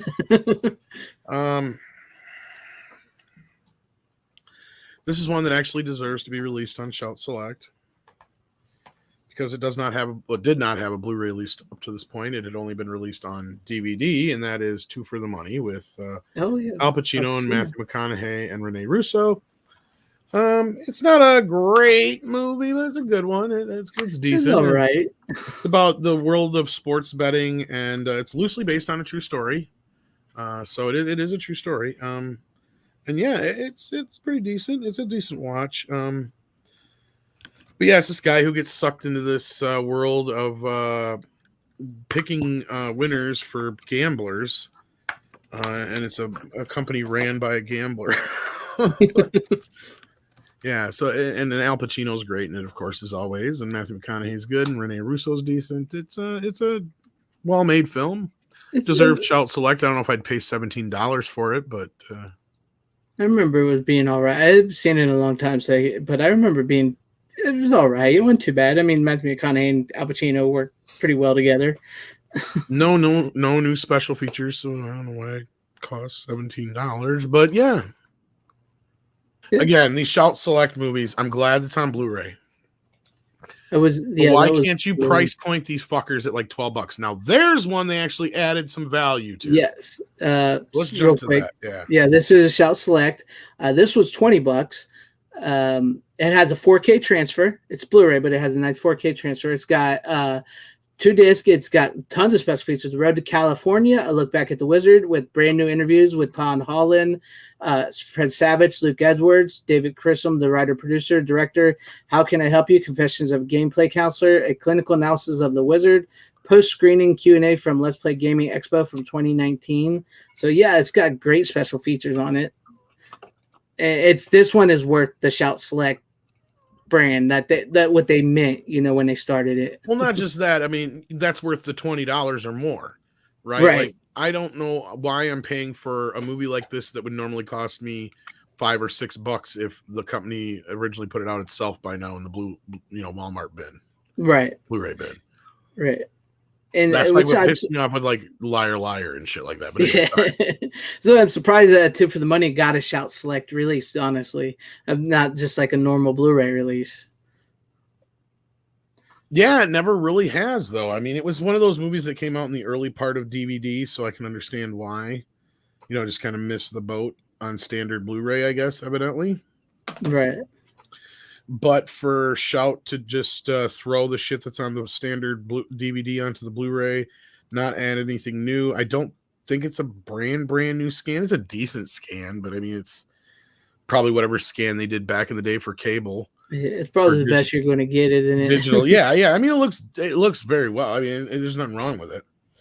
But no, it just. So I said it's been hit and miss, like my Burbs. If I only paid $10 for it, I wouldn't be bitching. Even 12. Right. It's like my Burbs and the Wizard are totally worth shout select. Totally worth it. And then I got which I did, I brought on here what was that called? 3 O'Clock High, which is totally worth the Blu-ray, and they got that at a pretty decent cheap price for like $14, which is fine because it never had a Blu-ray before, and I think that's that's perfect, and it's got a couple of good special. I only paid $15 for my Ghoulies 1 and 2. Exactly. So like they're like hit and miss. Sometimes they're like really worth it, and sometimes they're really not worth it. No, it's like I enjoy the film, but would I ever buy it again for $17.99 like that? No. I wouldn't have paid more than even $12. I would feel like it's too much for this because, like I said, this is a $6 bin movie. Come on, like there's no reason it should be more than $6 to $10. But anyway. But no, the Wizard. I mean, if you want to talk about that movie for a little bit too, that's great. Either or, man. Yeah, The Wizard is a great movie, and I don't give a shit what they say. Fred Savage was cool. It's still cool. On the Wonder Years in this, it was, but but yeah, this movie is really great. I remember this. I remember being super surprised. Like I said, I don't really play games, but I remember the Nintendo, and I remember like the Super Mario Brothers 3. Man, that shit was cool when they revealed that. The Power Glove sucked, but it was so awesome. Considering that movie reminds me of Willy Wonka and the Chocolate Factory, and not in the sense. But not really even so much in the sense of how it plays out, but in the sense of the movie was made specifically to sell the Nintendo, the Power Glove, and Mario Brothers 3. Mm-hmm. And it ended up being a pretty decent, memorable film. Now, has it lived on like Charlie and the Chocolate Factory or Willy Wonka and the Chocolate Factory? Not quite exactly, but it does have a small, cult fan base for it. Yeah. You know, the Willy Wonka and the Chocolate Factory was made to just sell a chocolate bar that never made its way to the fucking market. It's true. It's true. And the movie didn't do that great at first, but it just endured on because it got played on cable constantly. And I think our school got a free copy of it too. So that's another reason why I think kids remember it. Yeah. We always used to watch it every fucking Christmas. Yep. Before Christmas breaks. So I remember watching in school too, the Willy Wonka. See, I think they ended up giving the schools one year like a free copy of it or something. Yeah. But it's like I said, like this is what I do here. It's like when I see this Wizard, because I remember watching the Wizard on cable, and I actually still have the VHS. I have the video rental VHS of this that I have bought from when I was a kid. I still kept it because I loved it, and that's why I said, like, I see these cult movies like this, and I'm like, I want that movie, so I buy that movie, and then I suffer on my newer releases in my 4K because of that. But like you said, this one is totally worth the Shout Select price, and it looks beautiful. It really is. The scan is great, so the colors pop, and it doesn't hurt that it was filmed out in California with bright colors, and and the dinosaurs and everything. It plays really well. So yeah. I like it. Yeah, I liked it too. So it's good childhood memory. Yeah, he did. That's what they say.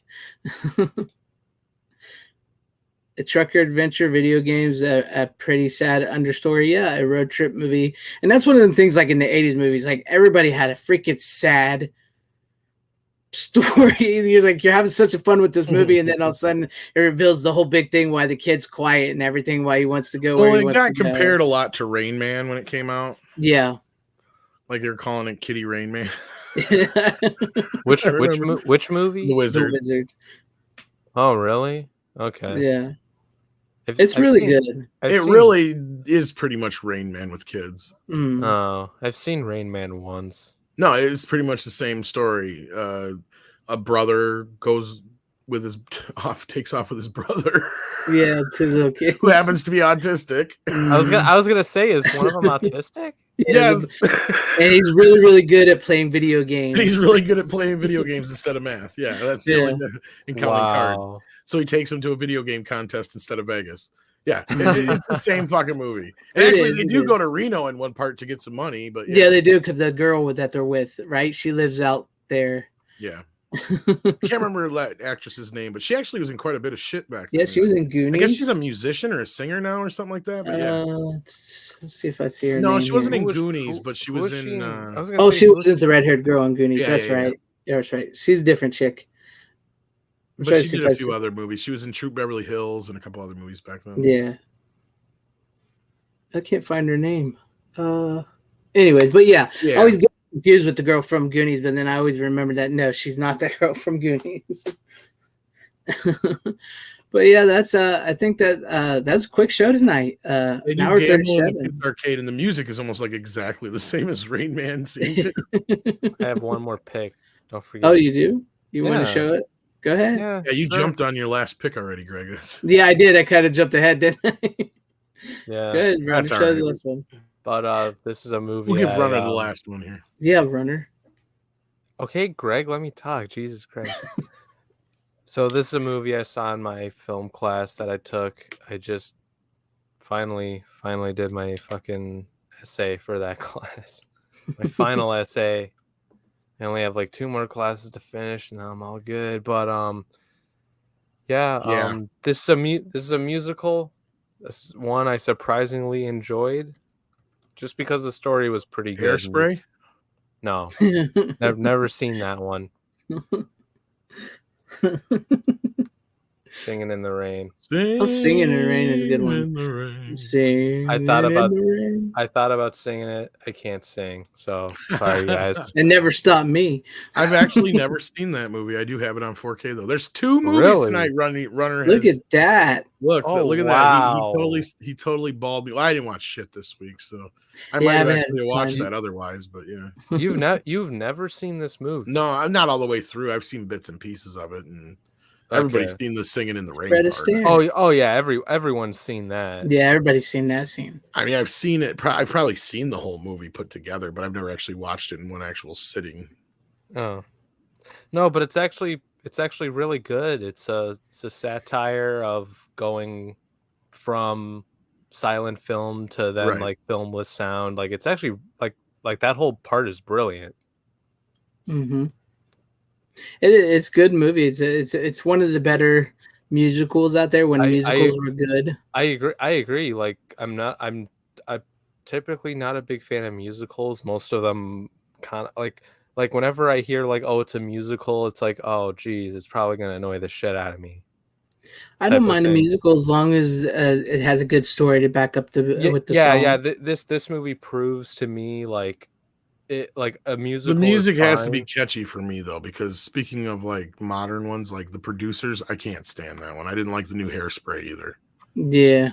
Like, I didn't much care for Hairspray all around anyways. Well, I like the original film, but like the same thing with Producers, like I didn't like the music, so to me, I'm like, I'd rather just watch the original. But sorry, Runner.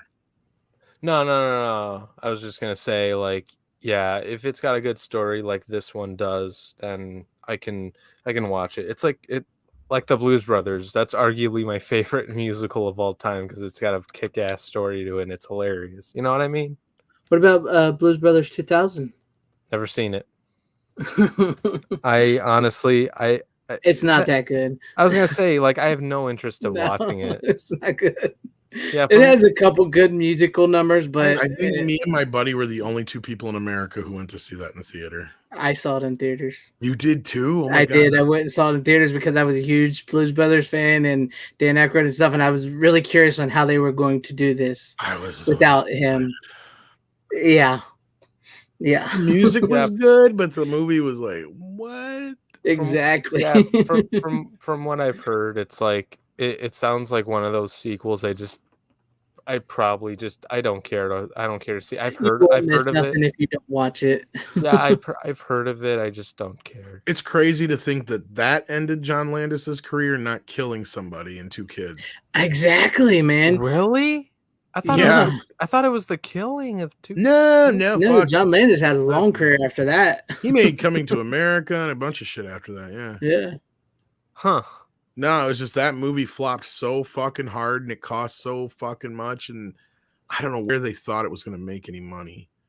I mean, the first movie did okay, but it wasn't like this huge box office success. It was another one of those movies that found its home on video, right? Like, and people discovered it and rewatched it over and over on video and cable and stuff like that. And that sequel, though, man, it was just badly timed, badly thought out. They wouldn't wait a few months for James Belushi because he was, I think, shooting his show at that time. If they had to wait for him to be on hiatus to shoot the movie, and they wouldn't.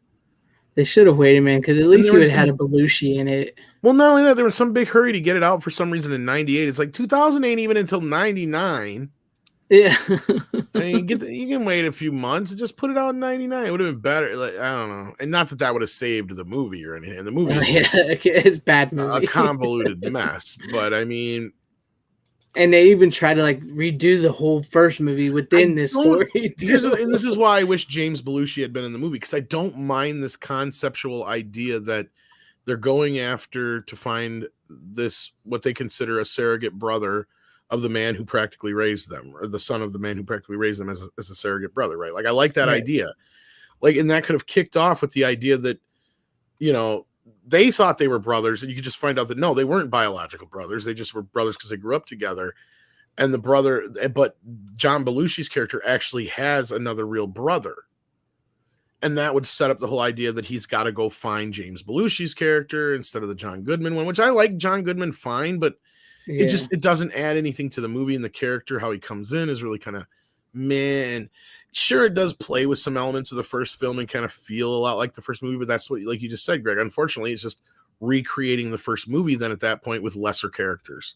Yep. And it really, like, for people who bitch about Ghostbusters 2 and say it's the same movie, and I know probably nobody here would, but I'm just saying for those out there that do, I will raise them a Blues Brothers 2000, because it's like, like you just said, it's really just the same movie. Only It really is. It's just like all they do is like yeah, they add in a kid, they add in John Goodman, and they add in. I didn't even mind the kids so much because like I like that idea of it setting up the next generation. Didn't mind that, but it by was the end, it funny was like that 4 the other Blues guy Brothers. and it was funny that the other guy was a cop and shit like that. So that also was kind of fun. Like there was things there. It's like looking at it's like there is an interesting idea here, but you could have waited for James Belushi and it needed a good rewrite. Right. You keep the music. The music was fine. Most of the music, whatever. The music was great. I love the soundtrack, but yeah, and this whole fucking going to the bayou for this fucking contest and shit. It's like, yeah, I get it. It was like the whole Battle of Bands thing or whatever in the first movie or the concert they were kind of going to, but like, they were going to a concert in the first one. This was like a Battle of Bands thing. Like, it's like, what the fuck is this all about? Like, it just kind of got weird, convoluted near the end there too, even more so. It just, yeah. Anyway, we're about wrapping this up. Yeah, let's wrap it up. Have a good night, Sean Crummel. Thank you for being here. Yes, but Brian Barth, before we go, John Belushi is better than James Belushi. Was. Oh yeah. Not that Jim Belushi isn't funny, but John Belushi was way better. They're two totally different guys. Yeah, I mean, the type of characters they play and such. Yeah. Yeah, but thank you guys. On a mission from God. They're a mission from God. They were still on a mission from God in the second one, I still believe. Weren't they? I don't know. I never seen it. It's just. Yeah, but anyways, Runner, you had some great picks tonight. You got 2 of them that me and Tom. I've seen Singing in the Rain, but I was gonna say you have. And Gattaca, I never seen, but everybody had good picks tonight. So I would give Gattaca a chance. If you, I will. I'll check out the trailer and I'll let you know if I get a chance to see it. But we'll watch maybe backstage. Maybe I can pop the trailer. I'll see. We'll see. Think. I haven't seen the trailer before. I've seen the movie. That's it. Soul Man TV show is better sequel to Blues Brothers. Shoot, when Dan Aykroyd and Jim Belushi was on the Jim Belushi show was better than the Blues Brothers 2000. But thank you guys for hanging out, Runner and Tom and everybody in the chat. Well, and the reason I really thought, just so you know, like the whole reason that Blues Brothers 2000 even happened is because they were on the Super Bowl. Yeah. They had a huge deal on the Super Bowl, and it was James and Dan. It wasn't. I don't remember John Goodman being there. I don't remember that really. So it was just James and Dan, as far as I remember, and that was what kind of kicked the whole idea of getting them back together for a movie, or getting them two together for a movie, anyway. But sorry, somebody correct me if I'm wrong in the chat. But yeah. Thanks everybody for being here. We appreciate it. Sorry. Yeah, appreciate it. Yeah, appreciate it. Brian Barth, Random Brad Creator, Tyrell 72, Dan Blackroy, Stan Lee, HVP, Corleone Rogue, Sean Crummel, Aaron Johnson, Sheriff Brackett from Halloween was here. So Night Owl. Thank you guys, and if I missed your name, apologize. But thank you all for hanging out. But it's time for you guys. Tell my wife. It's Annie. Anyways, I gotta let him out. Damn you! I didn't let him out. It wasn't me. Anyways, thank you guys, and how you doing?